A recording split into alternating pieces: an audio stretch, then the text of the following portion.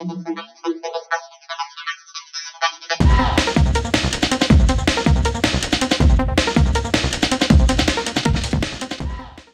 Friends, welcome to Ushni Haldar blog. আশা করি তোমরা সবাই খুব ভালো আছো আর আমরাও ভালো আছি। তো আজকে দেখো আমরা নিমপিট মানে জয়নগর যে নিমপিট আছে, তো সেখানে আমরা চলে এসেছি।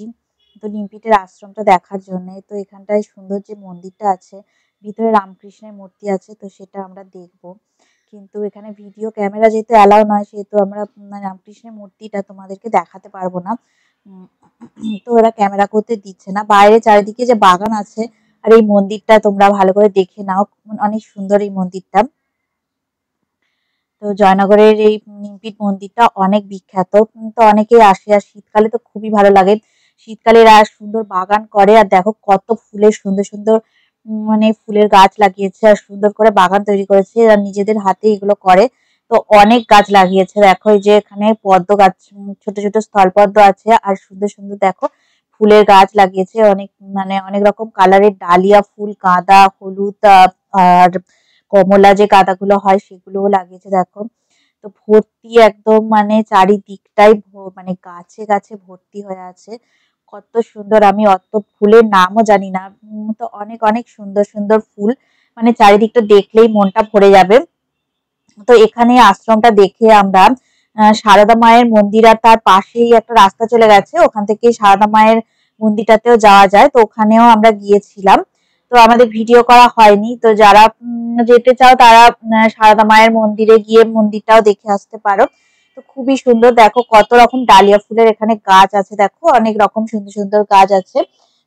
তো মন্দিরের ভিতরে রামকৃষ্ণের মূর্তি দেখে এখানে মানে একটা খাওয়া দাওয়ারও ব্যবস্থা থাকে। তো সকাল 11টার মধ্যে যদি সবাই চলে আসতে পারো তোমরা, তো এখানে প্রসাদের ব্যবস্থা আছে।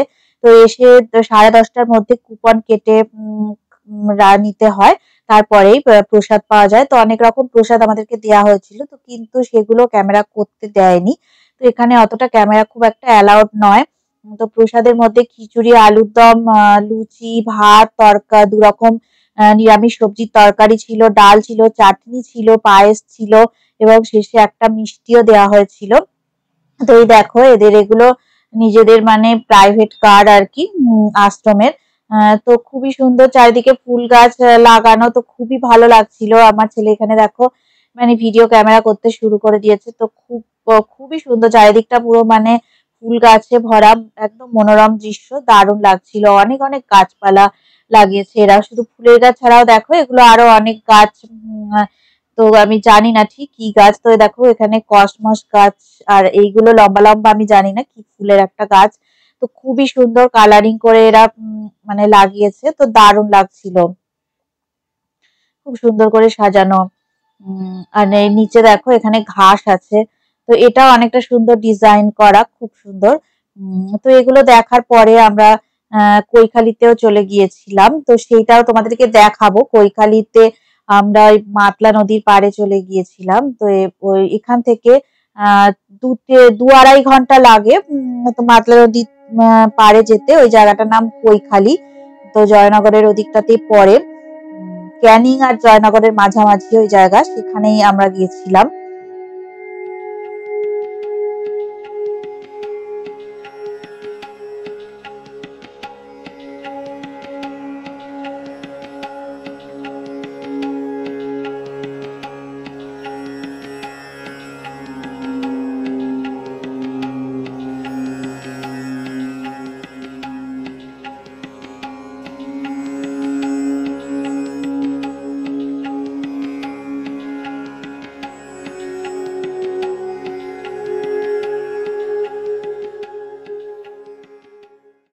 দেখো আমরা এই দেখো কৈখালী পর্যটক আবাসের সামনে এসে পৌঁছে গিয়েছি।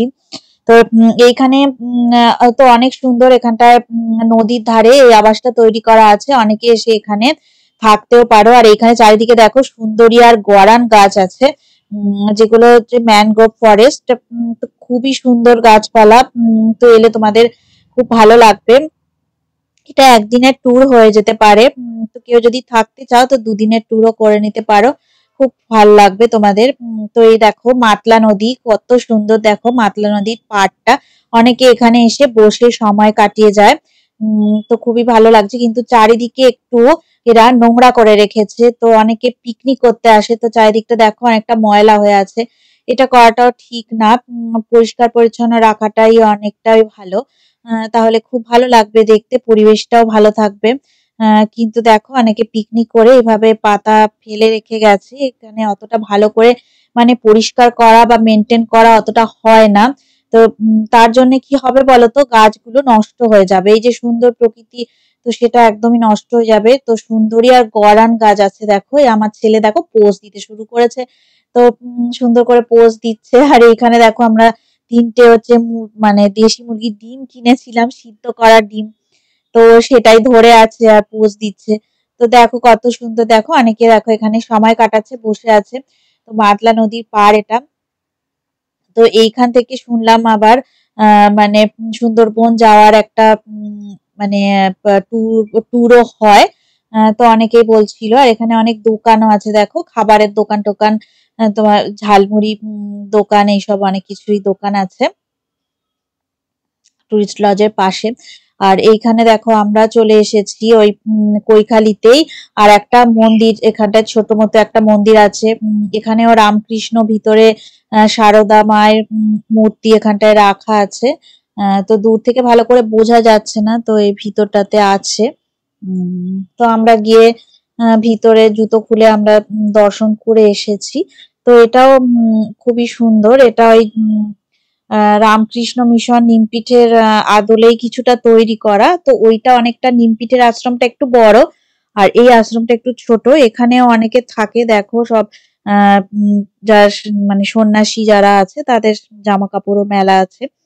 তো এই যে দেখো আমরা এখন জয়নগর দিয়ে ফেরার সময় আমরা দেখো শ্যামসুন্দর মিষ্টান্ন ভান্ডারে পৌঁছে গেছি। এখানে দাদাগিরিতে মানে যিনি আর কি এখানকার শ্যামসুন্দর দোকানের মালিক, তিনি দাদাগিরিতে গিয়েছিলেন। তো দাদাগিরিতে ফটো আছে দেখো সৌরভ গাঙ্গুলির সাথে। তো এখানে দোকানের সামনেই ফটো বাঁধিয়ে রেখেছে। তো ইনি দেখো মোয়া তৈরি করছে।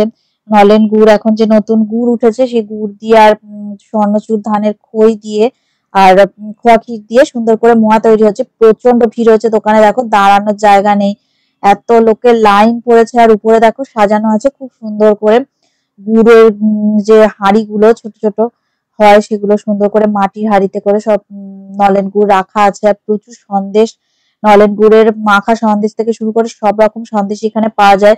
তো এই দোকানটা জয়নগরের সব থেকে বিখ্যাত দোকান।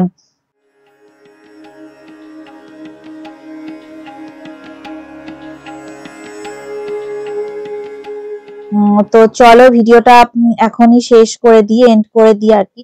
আর তো কিছু দেখানো সেরকম নেই। তো তোমাদের মনে হলে তোমরা এখানে আসতে পারো, একদিনের বা দুদিনের ট্যুর করে নিতে পারো। তো ভিডিওটা যদি ভালো লেগে থাকে অবশ্যই লাইক দেবে, শেয়ার করবে আর কমেন্ট করে আমাকে জানাবে তোমাদের কেমন লাগলো। তো তোমরা সবাই সুস্থ থাকো, ভালো থাকো। আর আজকে আমাদের ভিডিও এইভাবে দেখতে থাকো। এতক্ষণ ধরে ভিডিওটা দেখার জন্য অনেক অনেক ধন্যবাদ। আজকের মতো টাটা, পরে আবার নতুন ভিডিওতে তোমাদের সাথে আবার দেখা হবে।